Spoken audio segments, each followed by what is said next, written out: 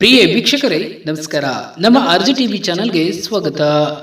ಸಹಕಾರಿ ಬ್ಯಾಂಕುಗಳಲ್ಲಿ ರೈತರು ಸಾಲ ಅಸಲು ಕಟ್ಟಿದರೆ ಬಡ್ಡಿ ಮನ್ನಾ ಆಗಲಿದೆ ಎಂದು ಸಿಎಂ ಸಿದ್ದರಾಮಯ್ಯ ಅವರು ಘೋಷಣೆ ಮಾಡಿದ್ದಾರೆ. ಹೌದು, ಅದರ ಬಗ್ಗೆ ಸಂಪೂರ್ಣವಾದ ಮಾಹಿತಿಯನ್ನ ಈ ವಿಡಿಯೋದಲ್ಲಿ ತಿಳಿದುಕೊಳ್ಳೋಣ. ಅದಕ್ಕೂ ಮುನ್ನ ನೀವು ನಮ್ಮ ಚಾನೆಲ್ ಅನ್ನ ಸಬ್ಸ್ಕ್ರೈಬ್ ಆಗಿಲ್ಲ ಅಂತಂದ್ರೆ ಈ ಕೂಡಲೇ ಸಬ್ಸ್ಕ್ರೈಬ್ ಆಗಿ, ಹಾಗೆ ಬೆಲ್ ಐಕಾನ್ ಕ್ಲಿಕ್ ಮಾಡಿ ಆಲ್ ಅಂತ ಸೆಲೆಕ್ಟ್ ಮಾಡಿ.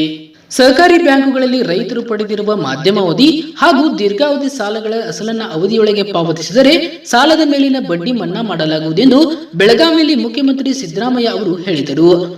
ವಿಧಾನಸಭೆಯಲ್ಲಿ ಉತ್ತರ ಕರ್ನಾಟಕದ ಸಮಸ್ಯೆಗಳ ಕುರಿತು ನಡೆದ ಚರ್ಚೆಗೆ ಸಹಕಾರಿ ಬ್ಯಾಂಕುಗಳಲ್ಲಿರುವ ಮಧ್ಯಮಾವಧಿ ಮತ್ತು ದೀರ್ಘಾವಧಿ ಸಾಲದ ಅಸಲನ್ನ ಕಟ್ಟಿದರೆ ಸಂಪೂರ್ಣ ಬಡ್ಡಿಯನ್ನ ಮನ್ನಾ ಮಾಡಲಾಗುವುದು ಎಂದು ನಮ್ಮ ಸರ್ಕಾರ ತೀರ್ಮಾನಿಸಿದೆ. ಇದರಿಂದ ಸಾಲ ಮನ್ನಾ ಮಾಡುವ ಕುರಿತು ನಾವು ನಮ್ಮ ಪ್ರಣಾಳಿಕೆಯಲ್ಲಿ ಹೇಳಿಲ್ಲ.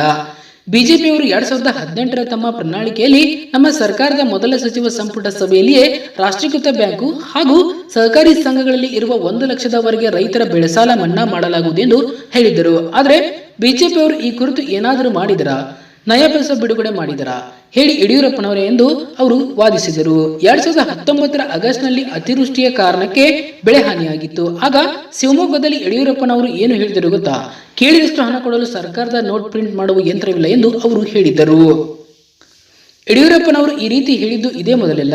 2009ರಲ್ಲಿ ವಿಧಾನ ಪರಿಷತ್ತಿನಲ್ಲಿ ನಮ್ಮ ವಿರೋಧ ಪಕ್ಷದ ನಾಯಕರಾಗಿದ್ದ ವಿಎಸ್ ಉಗ್ರಪ್ಪ ಮುಂತಾದ ನಮ್ಮ ಪಕ್ಷದವರು ಸಾಲ ಮನ್ನಾ ಮಾಡಿ ಎಂದು ಆಗ್ರಹಿಸಿದ್ದಾಗಲೂ ಯಡಿಯೂರಪ್ಪನವರು ಇದೇ ಮಾತುಗಳನ್ನು ಆಡಿದರು. ಮತಕ್ಕಾಗಿ ಇತರೆ ಪಕ್ಷಗಳನ್ನು ಹೇಳಿದಂತೆ ನಾನು ಕೂಡ ರೈತರು ಕೃಷಿ ಸಾಲ ಮನ್ನಾ ಮಾಡುತ್ತೇನೆ ಎಂದು ಚುನಾವಣೆಯ ಸಂದರ್ಭದಲ್ಲಿ ಆಶ್ವಾಸನೆ ನೀಡಿದ್ದೆ. ಆದರೆ ಇದು ಸಾಧ್ಯವಿಲ್ಲ ಎಂಬುದು ಆಗ ಅರ್ಥವಾಯಿತು. ಚುನಾವಣೆಯ ಸಂದರ್ಭದಲ್ಲಿ ಆಶ್ವಾಸನೆ ನೀಡಿದ್ದೆ, ಆದರೆ ಇದು ಸಾಧ್ಯವಿಲ್ಲ ಎಂಬುದು ಈಗ ಅರ್ಥವಾಗುತ್ತಿದೆ.